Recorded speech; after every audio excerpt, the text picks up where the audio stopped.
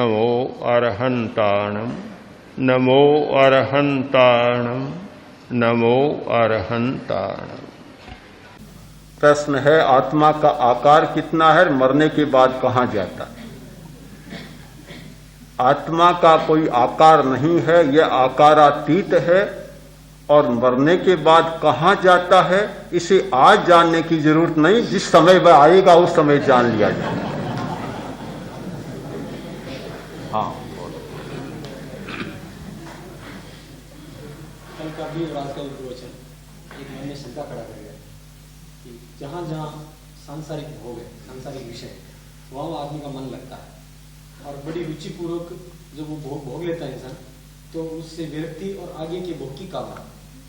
बिल्कुल वैसे ही अपने ध्यान मार्ग में भी जो एक स्पंदन हमको मिला, उस स्पंदन के प्रति एक हल्का सा उपेक्षा भाव होकर के हम आगे बढ़ते हैं। तो जो क्रम उधर चलता है वही क्रम इधर चलता है। बोल रहे हैं। ठीक है। एक प्रश्न है कि जैसे आदमी एक भोग भोगता है और दूसरे भोग के लिए उसमें भावना जाग जाती है, अगले भोग के लिए, तो वैसे ही साधना में एक स्पंदन का अनुभव करता है और दूसरे स्पंदन के लिए कामना जाग जाती, तो क्या यह कोई भूल भुलैया है?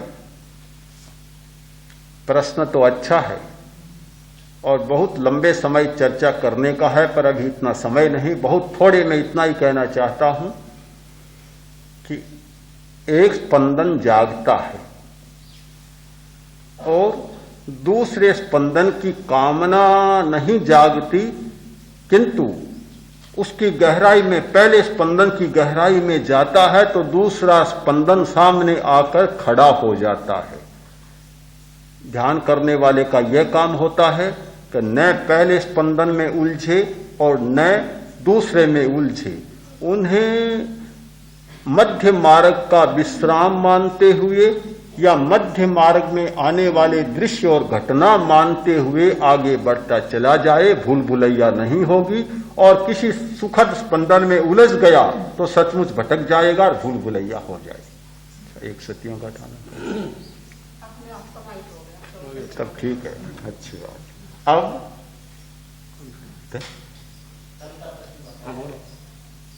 कल आपने फरमाया था कि ग्रंथियों के स्राव के कारण से हमारे विचार स्थिर नहीं रह पाते और ध्यानस्थ नहीं हो पाते। विज्ञान का युग है, इन ग्रंथियों का ऑपरेशन करके क्यों नहीं निकाल देते? और फिर भी इतना समय हम उनके पर विजय प्राप्त करने की लगाते हैं, उस समय से हम ध्यानस्थ क्यों नहीं हो पाते? प्रश्न है कि कल कहा गया कि ग्रंथियों के स्राव से इतनी बातें पैदा होती है, तो विज्ञान का युग है, इन ग्रंथियों को क्यों न निकाल दे? विज्ञान का छात्र तो ऐसी मूर्खता की बात कर ही नहीं सकता, क्योंकि किसी भी ग्रंथि को निकाल दिया जाए तो आदमी निकम्मा बन जाएगा। अगर एड्रीनलिन निकल जाए तो कितनी हानि होगी। ग्रंथियों को निकालने का मतलब शरीर प्रभावित होता है, मस्तिष्क प्रभावित होता है। ग्रंथियों को निकाला नहीं जा सकता, ग्रंथियों के स्राव को बदला जा सकता है और बदलने की बात वैज्ञानिक भी सोच रहे हैं। ऐसे बहुत सारे उपाय कर रहे हैं जिनसे बदलने की बात कर रहे हैं, किंतु बदलने की बात, उनकी बातें आज भी खतरे से खाली नहीं और ध्यान के द्वारा बदलने की बात खतरे से खाली है। इसलिए ध्यान के द्वारा बदलने की बात सोचे, निकालने की बात न सोचे। अब आज प्रश्न नहीं है, एक छोटी सी शंका है कि कायोत्सर्ग में आपने फरमाया कि सारा शरीर को शिथिल करिए, तो इसकी जो दो तरीके हैं कि एक तो लेट करके, तो उसमें तो वाकई में शरीर शिथिल होता है, सहारा मिलता है उसको जमीन का और सब अंग शिथिल होता है, बशर्ते ही अपनी चेतना जागती रहे तो नींद की आशंका कब रहेगी, लेकिन नींद की आशंका नहीं। लेकिन ये भी समझाया गया कि खड़े होकर के भी आप कायोत्सर्ग कर सकते हैं। तो मेरी समझ में खड़े होने में कुछ न कुछ तनाव, कुछ न कुछ शक्ति तो लगती, तो शरीर शिथिल खड़े हुए कैसे रहे? हाँ। ये थोड़ा सा ठीक है। प्रश्न है कि लेटकर तो शरीर को शिथिल किया जा सकता है, कायोत्सर्ग अच्छा होता है, पर खड़े होकर कायोत्सर्ग कैसे किया जा सकता है? अलग अलग कक्षाएं होती है। बच्चों के लिए लेटकर कायोत्सर्ग करना जरूरी है पहले। मध्य वय के लोग हो गए, उनके लिए बैठे बैठे कायोत्सर्ग, और पूरे परिपक्व हो गए उनके लिए खड़े खड़े कायोत्सर्ग। ये भूमिका का भेद है। सबसे उत्तम कायोत्सर्ग होता है खड़े खड़े, और यह मध्यम होता है, वह और नीचे दर्जे का होता है।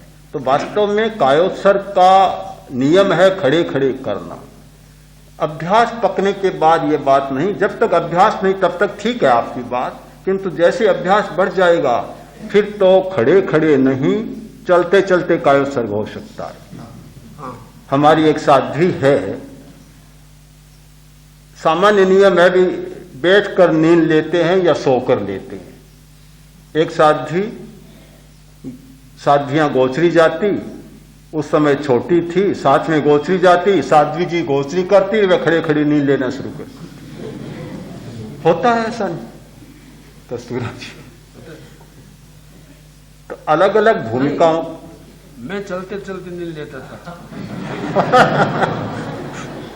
ये अनजानी बात सुन लें आप कि खड़े खड़े नहीं, मैंने तो खड़े खड़े कहा, चलते चलते नहीं।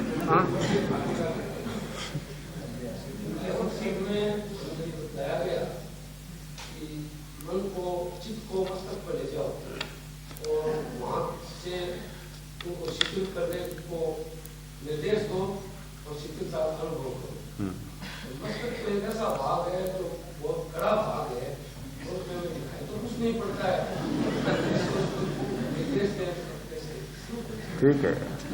प्रश्न है, कायोत्सर्ग में कहा गया कि चित्त को मस्तिष्क पर ले जाओ, शिथिलता का सुझाव दो और उसका अनुभव करो, पर वह तो इतना कड़ा भाग है, किसको सुझाव दे, किसको?